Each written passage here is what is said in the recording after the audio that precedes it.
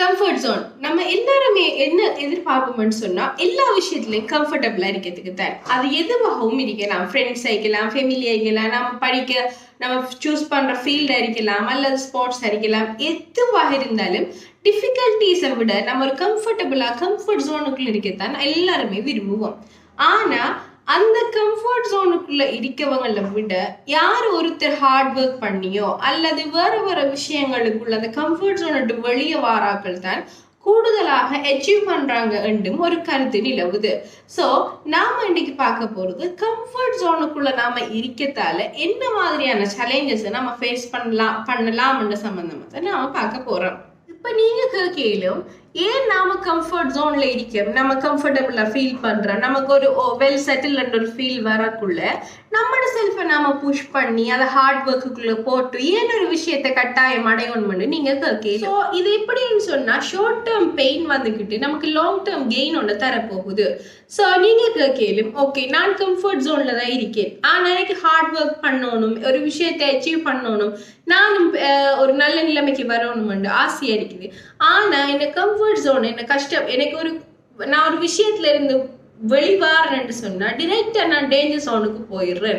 எனக்கு அது கஷ்டமாகிறது. இப்ப நான் மோட்டிவேட் ஆகினா ஓவரா மோட்டிவேட் ஆகுறேன். இப்ப ஜிம்முக்கு போகணும், நான் டயட் கண்ட்ரோல்ல இருக்கணும்னு சொன்னா ஜிம்முக்கு போய் ஓவரா ஒர்க் அவுட் ஸ்டார்ட் பண்ணக்குள்ள அது எனக்கு பிசிக்கலி நிறைய சேலஞ்சஸை கொண்டு வருது.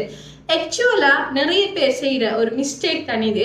கம்ஃபர்ட் ஜோனுக்குள்ள இது டிரெக்டாவே அவங்க டேஞ்சர் ஜோனுக்கு போறது. ஓவர் அவங்களுக்கு மோட்டிவேஷன் கிடைக்க நேரம் அவங்களுக்கு அதை எப்படி மேனேஜ் பண்றன்னு தெரியாம அவங்க டேஞ்சர் ஜோனுக்கு போறது. ஒரு வகையில பார்க்க போனா நீங்க போற அந்த டேஞ்சர் ஜோன் வந்துக்கிட்டு உங்களுக்கு ஒரு ஹெல்தியான அலாம் தான் அது. சோ நீங்க என்ன செய்யணும்னு சொன்னா உங்களோட கம்ஃபர்ட் ஜோனுக்குள்ள இந்த வெளியே வந்தோடனே நீங்க உங்களோட செல்ஃபை ஒரு க்ரோத் ஜோனுக்குள்ள செட் பண்ணணும். அதுதான் நீங்க செய்யக்கூடிய முதலாவது ஒரு விஷயம். இதுக்கு ரிசர்ச் எவிடன்ஸ் சொல்ற விஷயம் என்னன்னு சொன்னா எந்த ஒரு விஷயத்தை நீங்க கண்டினியூஸா ஓவர் அண்ட் ஓவர் நீங்க செஞ்சு கொண்டே போகக்குள்ள ஒரு குறிப்பிட்ட காலத்துக்கு பிறகு அதே விஷயம் உங்களுக்கு லெஸ் கம்ஃபர்டபுளா மாறிடும் சொல்றாங்க. ஸோ உதாரணத்துக்கு எப்படி சொல்லிடணும்டா, ஒருத்தருக்கு சோசியலா இன்டராக்ட் ஆகுறது பிடிக்காது, அவருக்கு தனிமையில இருக்கிறது தான் விருப்பமா இருக்கும், தனியா இருக்கிறது தான் அவர் விரும்புறாருன்னு சொன்னா குறிப்பிட்ட காலத்துக்கு பிறகு அவருக்கு ஆல்ரெடி ஒரு குரூப் ஆஃப் பீப்புள் அல்லது ஒரு ஃப்ரெண்ட் செட் இருந்திருக்கலாம். குறிப்பிட்ட காலத்துக்கு பிறகு அவர் என்ன செய்யலாம்னு சொன்னா அந்த குறிப்பிட்ட ஃப்ரெண்ட்ஸோட கூட பேசாம சோசியல் இன்டராக்ட் ஆகாம லோன்லியா எலோனா மாறுறதுக்கு சான்சஸ் இருக்கு. இது அவருக்கு மென்டல் ஹெல்த் ரிலேட்டடான நிறைய இஷ்யூஸை கிரியேட் பண்றதுக்கும் வாய்ப்புகள் இருக்கு. இதே போலதான் எல்லா விஷயத்திலையும் ஓவர் அண்ட் ஓவர் நாம ஒரே விஷயத்த செய்யக்குள்ள அது நமக்கு கம்ஃபர்டபுள் இல்லாம போயிடும். அதே மாதிரி தான் ஒரு சின்ன எக்ஸாம்பிள் சொல்லிடும். இப்ப நம்ம குறிப்பிட்ட ஒரு பாடி பார்ட் அல்லது நம்மளோட மசில ஒரு குறிப்பிட்ட காலத்துக்கு யூஸ் பண்ணாம வச்சு இருந்தோம்னு சொன்னா அந்த மசில் வந்துகிட்டு ஒரு சக்தி இழந்து போயிடும், ஒர்க் பண்ண மாட்டாது. அது மசில் ஒன்று மட்டும் இல்லை, எந்த ஒரு விஷயத்தையும் நம்ம குறிப்பிட்ட காலத்துக்கு யூஸ் பண்ணாம வச்சோம்னு சொன்னா அது பழுதடைகிற நிலைமைக்கு போயிடும்.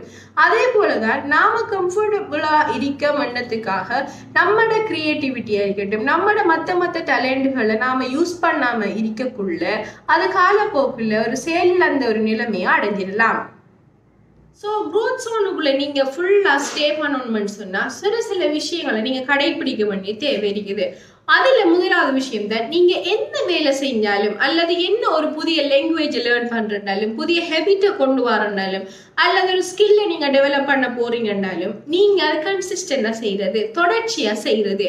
அதே போல நீங்க அந்த விஷயத்தை அடிக்கடி செய்யறது. இப்போ ஒரு விஷயம் முண்டைக்கு செஞ்சுட்டு நீங்க நெக்ஸ்ட் வீக் செய்யாம அதை அடிக்கடி நீங்க ரீகால் பண்றது அல்லது அடிக்கடி ஒரு டைம் பீரியடுக்குள்ள செஞ்சு வர நேரம் அது உங்களுக்கு காலப்போக்குல ஒரு ஹேபிட்டாவோ அல்லது ஒரு ஸ்கில்லாவோ டெவலப் ஆகிறதுக்கு சான்சஸ் இருக்குது. ஸோ நீங்க லாங்கர் பீரியடுக்கு ஒரு விஷயத்த வச்சுக்கொள்ளணும்னு சொன்னா அதுல நீங்க ஸ்டெப் பை ஸ்டெப்பா இண்டையில இருந்து நீங்க ஸ்டார்ட் பண்ணினீங்கன்னு சொன்னா அதுவும் கன்சிஸ்டண்டா நீங்க ஸ்டார்ட் பண்ணி செய்யக்குள்ள ஃபர்ஸ்ட்டுக்கு அது கட்டாயம் ஒரு சேலஞ்ச் இருக்கும். ஏன்னு சொன்னா நம்ம ஒரு புதிய விஷயத்தை நம்மளோட செட்டப்புக்குள்ள கொண்டு வர போறோம், அல்லது புதிய ஒரு அல்லது அதே போலதான் உங்களுக்கு பிடிக்காத ஒரு விஷயம், நீங்க கஷ்டப்பட்டு இருக்க விஷயத்த லைஃப்ல இருந்து இல்லாம ஆக்குறேன்னு சொன்னா கூட நீங்க இந்த விஷயத்த ட்ரை பண்ணலாம். அதாவது நீங்க பாருங்க, நீங்க கம்ஃபர்ட் ஜோனுக்குள்ள இருக்கீங்களா, ஏன் உங்களுக்கு இந்த விஷயத்த உங்களுக்கு எட் பண்ணவோ அல்லது நீங்க அந்த விஷயத்த சப்ஸ்ட்ராக்ட் பண்ணவோ உங்களுக்கு ஏலாம இருக்குதுன்னு பாருங்க.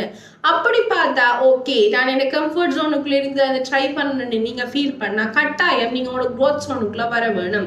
ஸோ உங்களோட ஒவ்வொருத்தருக்கும் அது டிஃபர் ஆகும். ஒவ்வொருத்தர் க்ரோத் ஜோனும் வந்துக்கிட்டு டிஃப்ரெண்டா இருக்கும். ஸோ நீங்க உங்களோட க்ரோத் ஜோன் எதுன்னு சொல்லி நீங்க ஐடென்டிஃபை பண்ணிட்டு அதுக்குள்ள கொண்டு வந்து உங்களை வச்சு உங்களோட செல்ஃபை டெவலப் பண்ணதுக்கு கட்டாயம் ட்ரை பண்ணுங்க.